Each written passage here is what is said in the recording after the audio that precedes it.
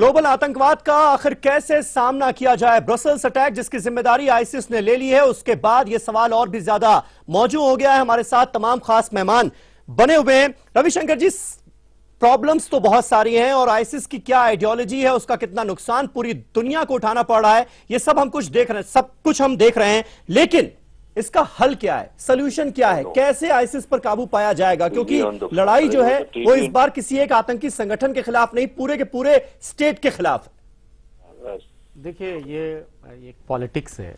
ये इतना बड़ा पॉलिटिक्स है कि इसको खत्म करना इतना आसान नहीं है।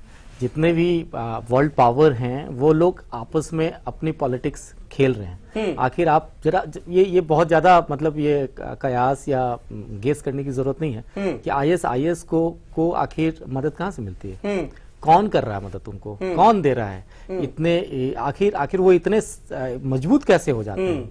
तो इसके पीछे जब जाएंगे तो ये कुछ छुपी हुई बात नहीं है। मतलब हाथी के दांत दिखाने के और खाने के कुछ और है। बिल्कुल सही बात है।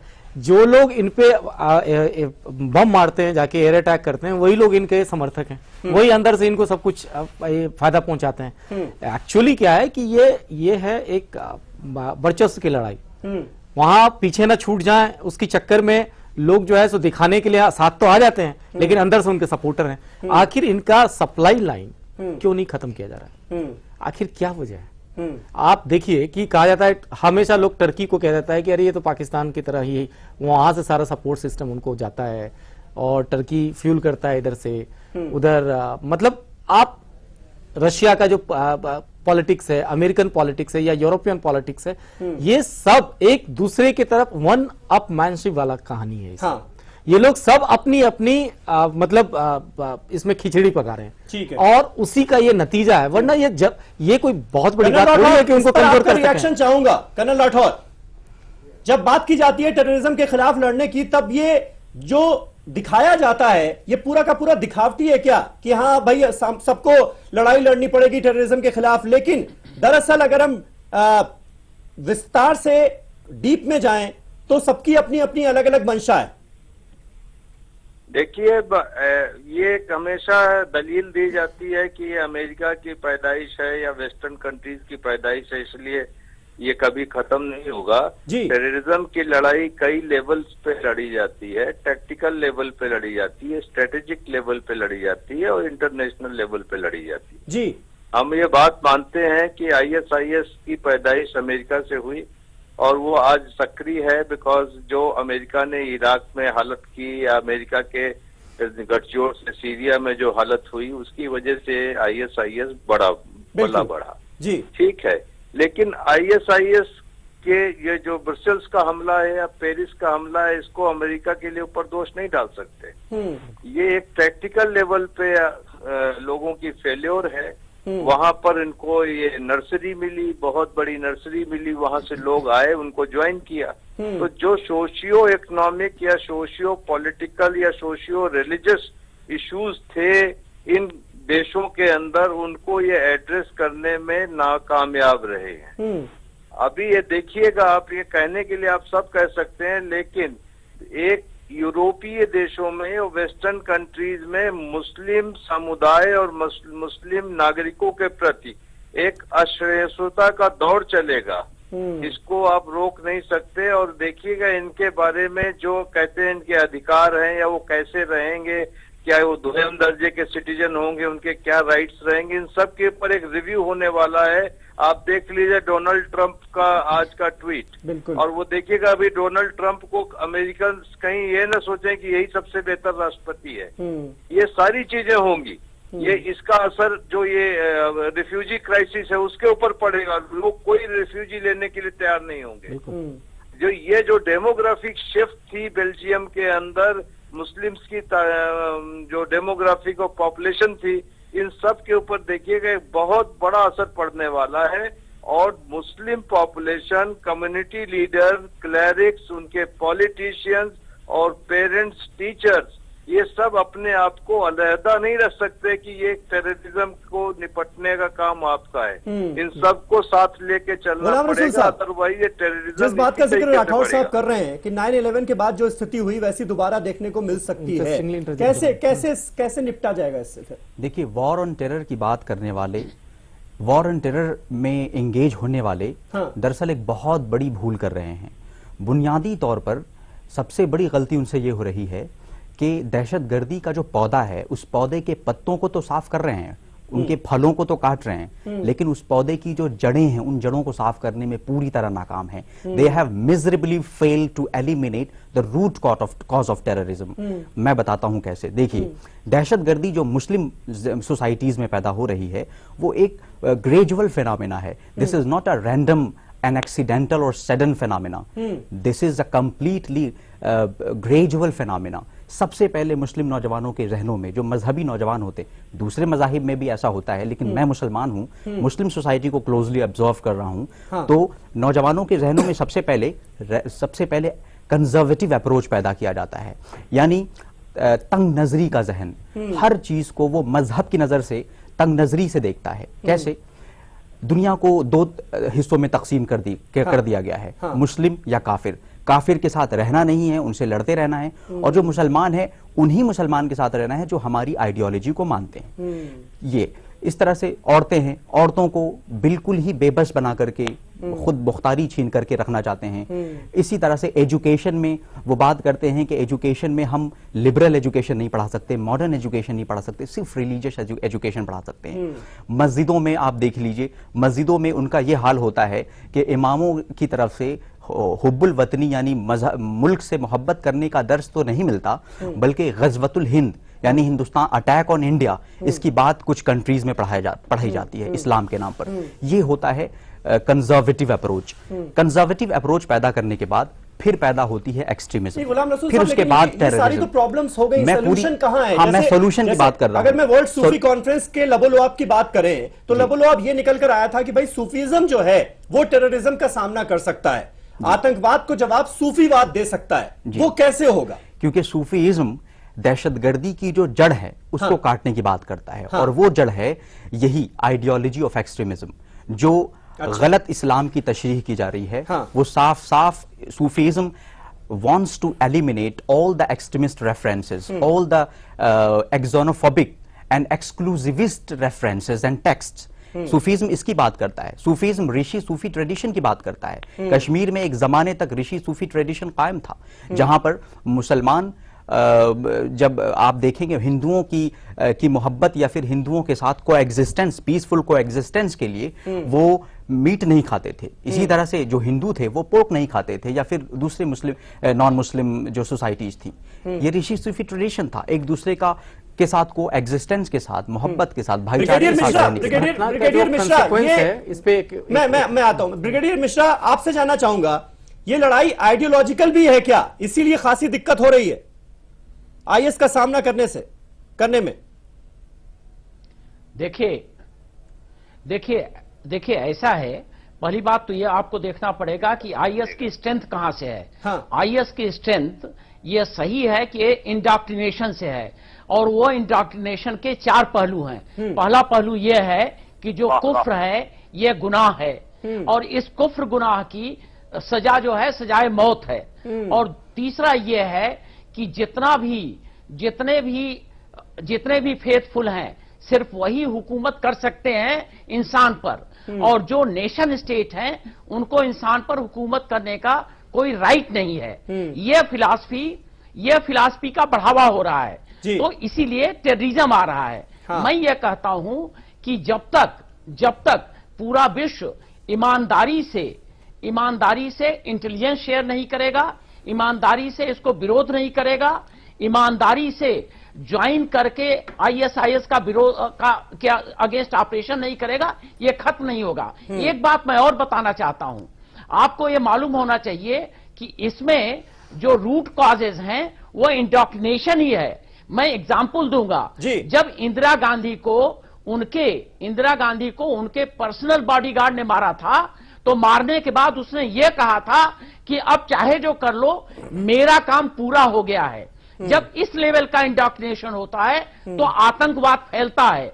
और उसी तरीके से जब सलमान तासीर का उनको मारा था उनके बॉडीगार्ड ने पंजाब में, तो उसने भी यही कहा था कि मैंने इनको मारा है, मेरा काम खत्म है, चाहे जो कर लो। तो जब आइडियोलॉजी उस लेवल पर आती है तो यह टेरर जो है, यह टेरर निकल के आता है। खलीफत का जो टेरर है और जो बगदादी का टेरर है, यह इस लेवल पर आ गया है।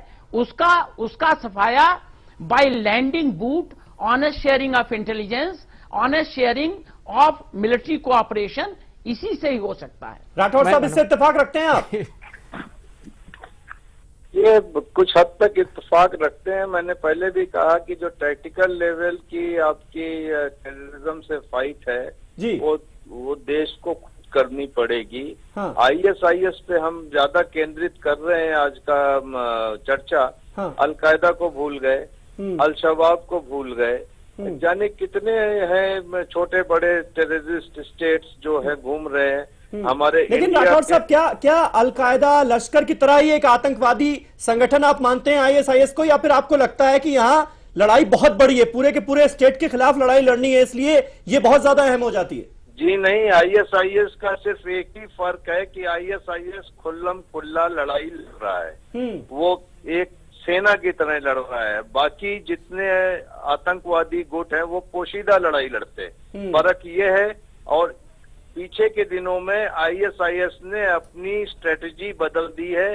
जब से ये बॉम्बिंग्स वगैरह हुई हैं, ये सारे मॉड्यूल उसी का नतीजा है कि ISIS ने कंसीडर्ड व्यू लिया है कि उसने भी एक आतंकवादी संगठन की तरह छद्म युद्ध जो है, हाँ। क्या कहते हैं, जो पोशीदा लड़ाई है, उसके लिए भी तैयार होना चाहिए। इस तरीके के मॉड्यूल आपको यूरोप में कई जगह मिलेंगे। जो ये चीज की बार लोग आशंका कर रहे थे, भारत की बात कर रहे हैं, भारत में भी हो सकते हैं, कोई बहुत बड़ी बात नहीं है।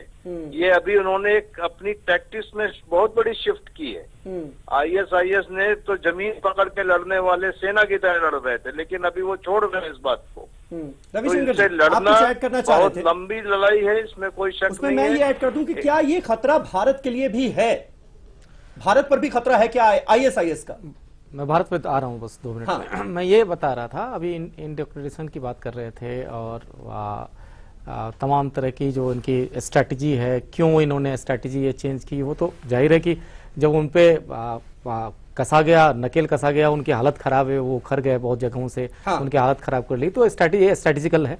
ये दोनों ही मतलब डिफेंस बैकग्राउंड से आते हैं, इन लोगों को पता है कैसे इस तरह की कार्रवाई की जाती है और कैसे इसका को अंजाम दिया जाता है। जी जी। जैसे कि चार्ली हेब्डो को मारने जब आए थे तो उनका जो रक्षक था वो भी एक मुस्लिम था, वो मर गया, वो उसको बचा रहा था।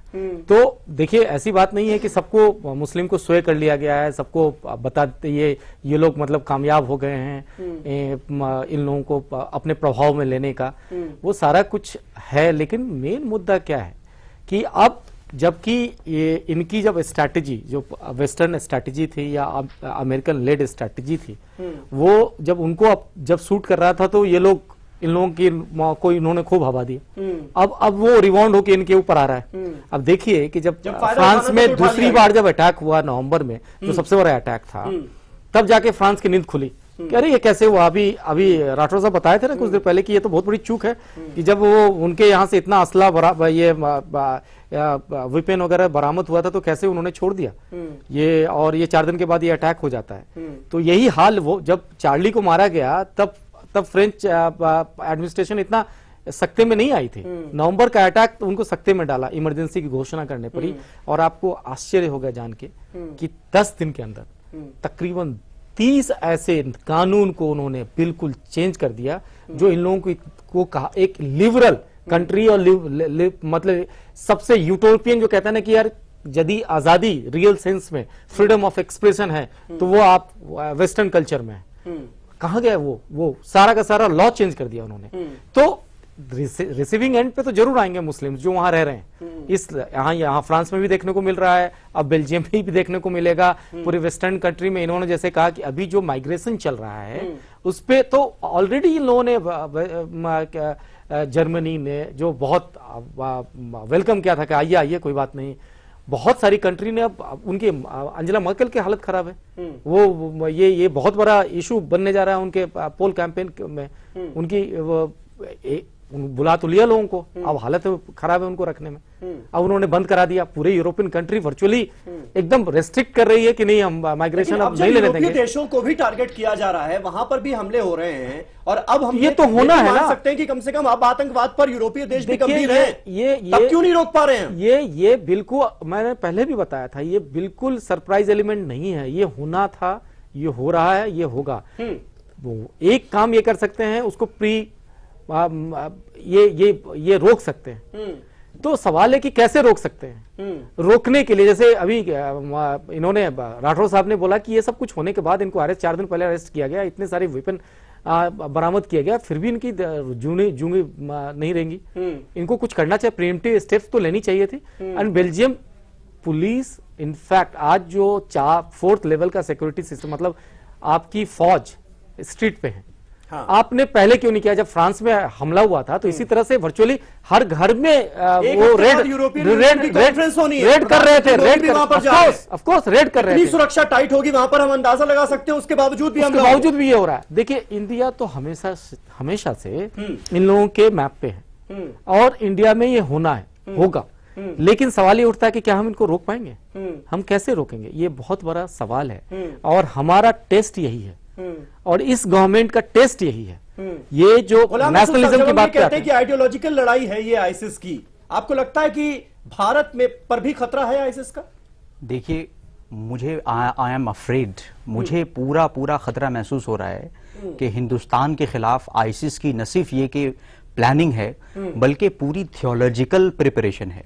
मैं आईसिस की जो मैगजीन है दाबिक, जो ऑनलाइन मैगजीन है, आप भी देख सकते हैं, रेगुलर रीडर हूं, उसका देखता हूं, इसलिए पूछा था कि भाई और उसमें यूरोपियन सोसाइटी के बारे में तो ये कहा ही जाता है कि लिबरल सोसाइटी है, फ्री सोसाइटी है, इसलिए जो कट्टरवाद है वो उस पर अटैक करता है, लेकिन यहाँ भारत में भी क्या ये खतरा है? आईसिस की मैगजीन, दाइश की मैगजीन दाबिक में जो आर्टिकल इंडिया के बारे में था, वो ये था, उनका था कि मिशन ऑन इंडिया, उनका ये पूरा आर्टिकल है एडिटोरियल पेज में, वो ये लिखते हैं कि हमें, उन्होंने एक कॉइन किया है गजवतुल हिंद। गजवतुल हिंद एक कॉन्सेप्ट है अरबी में जिसका मतलब होता है अटैक अगेंस्ट इंडिया या अटैक ऑन इंडिया। इसमें वो साफ तौर पे लिखते हैं कि हिंदुस्तान के मुसलमान बड़े परेशान हैं, विक्टिम हैं, हालत जार है, मजलूम है, उनकी मदद करने के लिए हमें वहां पहुंचना होगा, और उसको जस्टिफाई करने के लिए फिर वो अपने आइडियोलॉग्स के कोटेशंस देते हैं। जैसे उनके एक आइडियोलॉग हैं इब्ने अब्दुल वहाब, उनका ये कोटेशन वो लिखते हैं, उनकी किताब मजमूल फतावा अलामा में है कि a Muslim can not be a true मुस्लिम,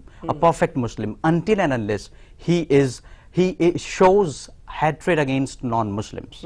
अब इस चीज को वो इंडिया में लाते हैं कि देखिए यहाँ मुसलमान जो हैं बड़े प्यार से रह रहे हैं, हेट्रेड नहीं दिखा रहे हैं, और स्टेट की बात नहीं कर रहे हैं, हिजरत की बात नहीं कर रहे हैं, जिहाद की बात नहीं कर रहे हैं, तो हमें यहाँ के मुसलमानों को भी समझाना होगा। इस तरीके से ये तो मैंने आईसिस की मैगजीन की बात की, अलकायदा की मैगजीन इंस्पायर निकलती है, तहरीक तालिबान की मैगजीन, तहरीक तालिबान सोसाइटी है गुलाम रसूल साहब, और जिस तरह से बार बार चाहे वो जमीयत हो या फिर वर्ल्ड सूफी कॉन्फ्रेंस हो, लगातार ये बताने की कोशिश की जाती है बार बार कि भाई यहां पर आतंकवाद की कोई जगह है नहीं, यहां पर जिहाद की कोई जगह है नहीं, यहां पर जिस तरह से मुसलमान रह रहे हैं उन्हें कोई दिक्कत नहीं है, और हम सब बड़े प्यार और मोहब्बत के साथ सुकून से यहां पर जिंदगी गुजर बसर कर रहे हैं, इसलिए आतंकवाद की कोई जगह यहां पर नहीं है। ये जो मैसेज बार बार देने की कोशिश की जाती है इस तरह की कॉन्फ्रेंसेस के जरिए, वो मैसेज पहुंच नहीं रहा है क्या? देखिए, ये हमारा यकीन है और दुआ है, हाँ। कि हिंदुस्तान में आईसिस, दाइश और इस तरह की कोई भी दहशतगर्द तंजीम के लिए कोई जगह नहीं है। हाँ। ये हमारा यकीन भी है, दुआ भी है, लेकिन खदशा जरूर है, डाउट जरूर है, वी हैव सर्टेन डाउट्स। क्यों? इसलिए कि जो रिक्रूटमेंट हुआ है आईसिस का, उसमें इंडिया भी शामिल है। पुणे से गए हैं, हैदराबाद से गए हैं, मुंबई से गए हैं, बड़ी तादाद में गए हैं। हाँ। ये जो मुसलमान हैं, ये दरअसल इंडियन एथोस से दूर ले जाया जा रहा है इन्हें, गंगा जमुनी जो परंपरा है उससे दूर ले जाया जा रहा है। कैसे?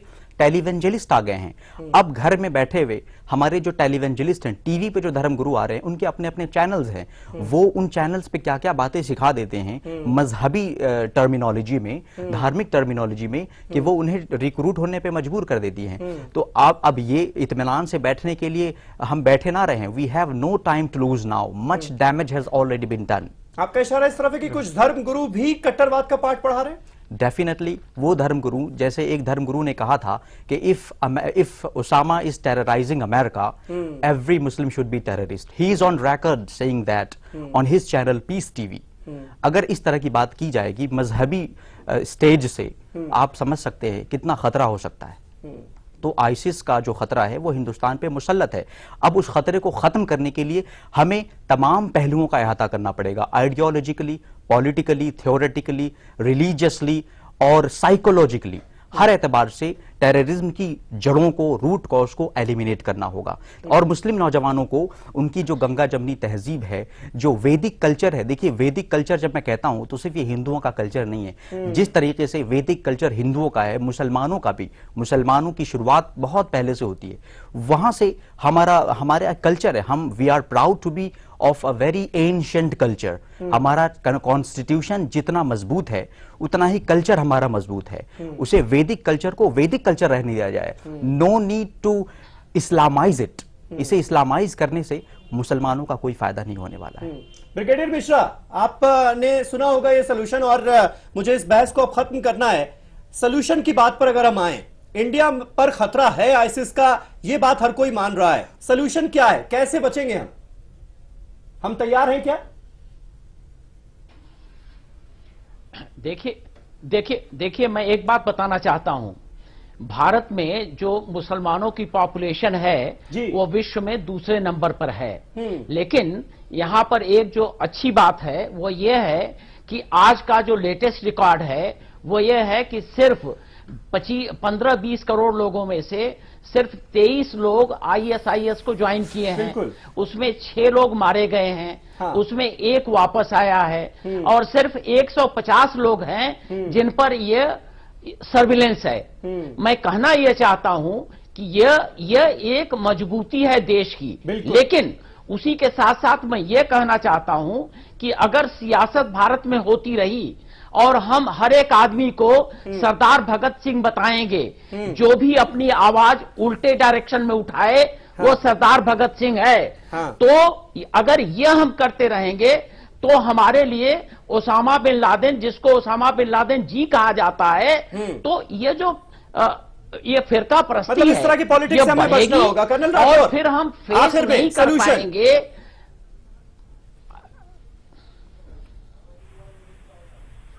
राठौर साहब, मेरी आवाज मिल रही है आपको?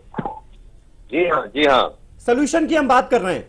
सोल्यूशन क्या है? सोल्यूशन की बात यह है, मैं बहुत ही शॉर्ट में बताना चाहूंगा कि हिंदुस्तान के अंदर जो थ्रेट है जी, वो सिर्फ इस्लाम के टेररिज्म से नहीं है, नक्सलवाद इस्लाम से प्रेरित नहीं है, नॉर्थ ईस्ट के इंसर्जेंसी इस्लाम से प्रेरित नहीं है जी। जो सबसे बड़ी सिल्वर लाइनिंग में देखता हूँ इस सारी चीज में वो ये है कि जैसा भी ब्रिगेडियर मिश्रा ने कहा, इतनी बड़ी पॉपुलेशन से सिर्फ 30-40 नौजवान गए।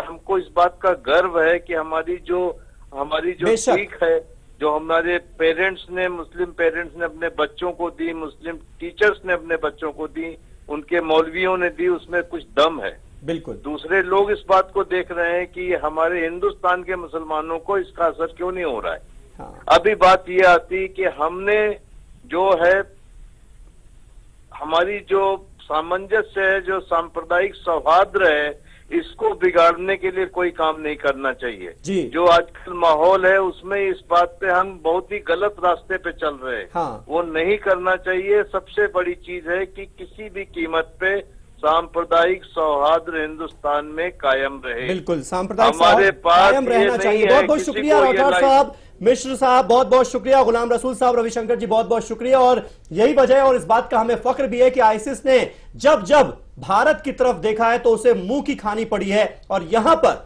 भारत की सरजमीन पर आईसिस की दाल नहीं गलने वाली। बहुत बहुत शुक्रिया आप सभी का हमारे साथ इस बहस में जुड़ने के लिए, चर्चा में जुड़ने के लिए। सीधा सवाल में आज मेरे साथ बस इतना ही। नमस्कार।